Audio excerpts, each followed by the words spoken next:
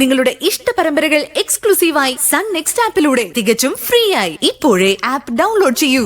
നീ ചെയ്യുന്നതൊന്നും വെറുതെ ആവില്ല മോളെ, എല്ലാം ദൈവം കാണുന്നുണ്ട്. ഈ ദൈവങ്ങളൊക്കെ അന്ധന്മാരാണോ എന്ന് എനിക്ക് ചിലപ്പോ തോന്നാറുണ്ട്. അവര് കണ്ണ് തുറന്ന് കണ്ടിരുന്നെങ്കിൽ എനിക്ക് ഈ ശിക്ഷ തരുമായിരുന്നോ? രൂപേഷേട്ടനെ ഞാൻ ഒരിക്കലും കുറ്റം പറയില്ല. ഏതൊരു ഭർത്താവും ആഗ്രഹിക്കുന്നതൊക്കെ രൂപേഷേട്ടനും ആഗ്രഹിച്ചുള്ളൂ.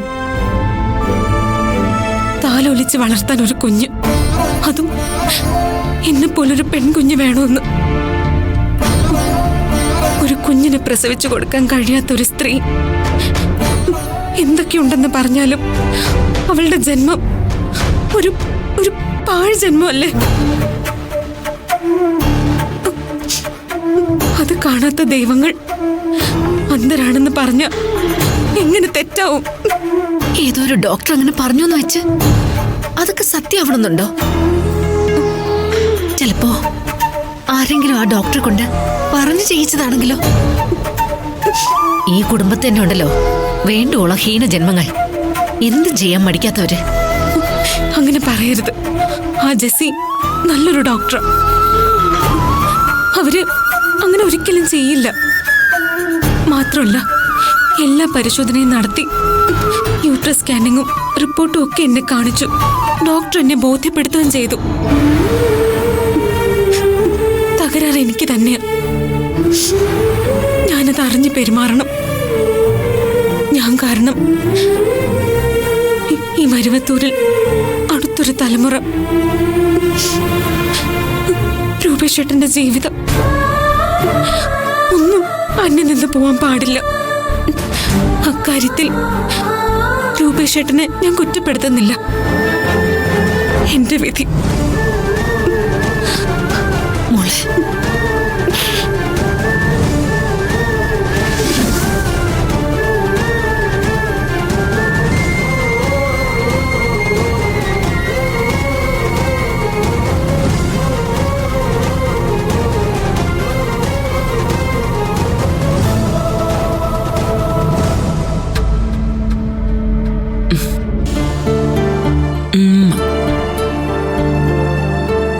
മോളെ ദേവൂട്ടി, ഇനി മോളെ ആരും കൊണ്ടുപോവില്ല കേട്ടോ. ഇനി മോള് പേടിക്കണ്ട കേട്ടോ. അമ്മ ഇനി എപ്പോഴും മോളോടൊപ്പം കാണും. എങ്ങും പോവില്ല കേട്ടോ.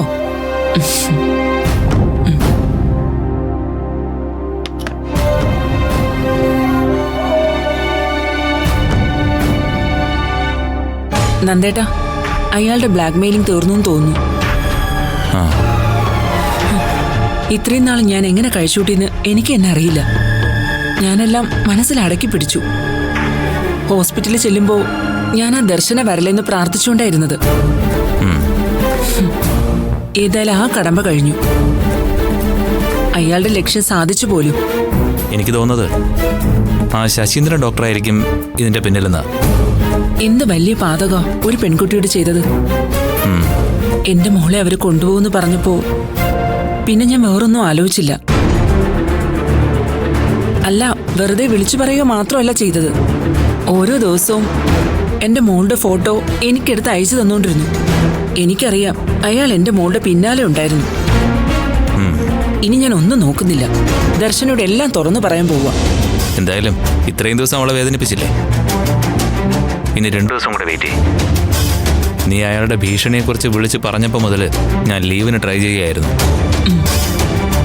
നാളെ എനിക്ക് ലീവിൻ്റെ പേപ്പർ കിട്ടും. ബാക്കിയൊക്കെ ഞാൻ നാട്ടിലെത്തിയിട്ട് പറഞ്ഞാൽ മതി. നന്ദേട്ടാ, ഞാൻ അവൾക്ക് കൊടുത്തിരുന്നത് വെറും ഹോർമോൺ ടാബ്ലറ്റ്സുകളാ. അത് അവളുടെ ഗർഭധാരണത്തിനുള്ള സാധ്യത കൂട്ടുകയുള്ളൂ. ഞാൻ അതിന്റെ ഫോട്ടോസ് മെസ്സേജ് ഇട്ട് തരാം. അപ്പോഴെങ്കിലും നന്ദേട്ടന് വിശ്വാസം ആവുമല്ലോ. ശരി, ഞാനതൊക്കെ വിശ്വസിക്കാം.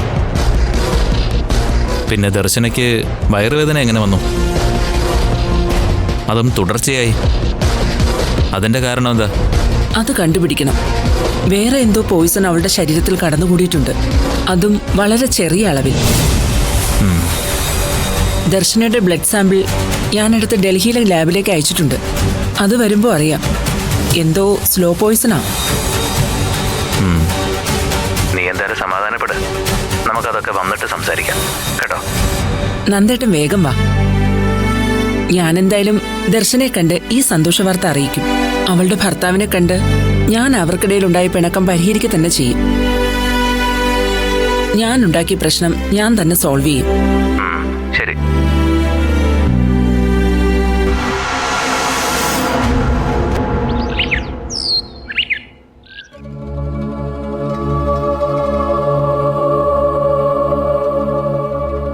തന്ത്രി പറഞ്ഞ പരിഹാരങ്ങളൊക്കെ ചെയ്തു. പറഞ്ഞ ക്ഷേത്രങ്ങളിലെല്ലാം പോയി. എഴുതി തന്ന വഴിപാടുകളും ചെയ്തു. എന്റെ കൃഷ്ണ, ഗുരുവായൂരപ്പ, എന്ത് തെറ്റ് ചെയ്തിട്ടാ എന്നെ ഇങ്ങനെ ശിക്ഷിക്കുന്നത്? ഒഴിഞ്ഞു പോകുമെന്ന് വിചാരിച്ച് എല്ലാ പരിഹാരങ്ങളും ചെയ്തിട്ടും നീ എന്താ കനിയാത്തത്? നാഗശാപം കാരണമാ എന്റെ മോന് സന്തതികൾ ഉണ്ടാകാത്തതെന്ന് പറഞ്ഞ് നാഗപൂജ ചെയ്തു. 100 പാലും നേർന്നതും അതുപോലെ ചെയ്തു. മണ്ണാറശാലയിൽ ഉരുളി കമഴ്ത്തി, പന്തലിട്ട് കളം വരച്ച് പുള്ളുവരെ കൊണ്ട് പാടിച്ചു. ദർശനെ കൊണ്ട് തന്നെ മുടിയാട്ടം ചെയ്യിച്ചു. സർപ്പത്തുള്ളലും നടത്തി. നാഗദൈവങ്ങള് ഇനിയും ക്ഷമിക്കാത്തത് എന്താ കൃഷ്ണ? എന്നിട്ടും ദർശന ഗർഭിണിയായില്ല. ദർശനെ അത് മറച്ചു വെച്ചു എന്ന് പറഞ്ഞ് എന്റെ മോൻ അവളെ അടിക്കുകയും മുറിയിൽ നിന്ന് ഇറക്കി വിടുകയും ചെയ്തു. ഈ വീട്ടിൽ വന്നിട്ട് രണ്ടാമത് ഞാനായിട്ട് നടത്തുന്ന കല്യാണമാ ഗീതമ്മയുടെ മകളുടെ കല്യാണം. വിശ്വേട്ടന് കൊടുത്ത വാക്കുപോലെ ഒരു കുറവും വരുത്താതെ നീ ഈ കല്യാണം നടത്തി തരില്ലേ എന്റെ ഗുരുവായൂരപ്പ? വീണയുടെ കല്യാണം കഴിഞ്ഞാൽ ദർശന മരുവത്തൂരിൽ നിന്ന് ഇറങ്ങിപ്പോകും. ദർശനെ തിരിച്ചു വിളിക്കാൻ രൂപേഷ് ഒരിക്കലും തയ്യാറാവില്ല. കല്യാണം വരെ അവളെ പിടിച്ചു നിർത്താൻ അവന് തോന്നിപ്പിച്ചതുപോലെ അവരെ ഒന്നിപ്പിക്കാൻ ഞാൻ എന്താ ചെയ്യേണ്ടത്? ഒരു വഴി കാണിച്ചതാ കൃഷ്ണ എന്റെ ഗുരുവായൂരപ്പ. ആശ്രിത വത്സല, ആബൽ ബാന്ധവ, ഈ തറവാടിന്റെ ഐശ്വര്യമാണ് ദർശന. എന്തായാലും ദർശന ഈ വീട് വിട്ടു പോകരുത്. അതിനുവേണ്ടി എന്തും ഞാൻ ചെയ്യും. എന്റെ ഒപ്പം നീ ഉണ്ടാവണം.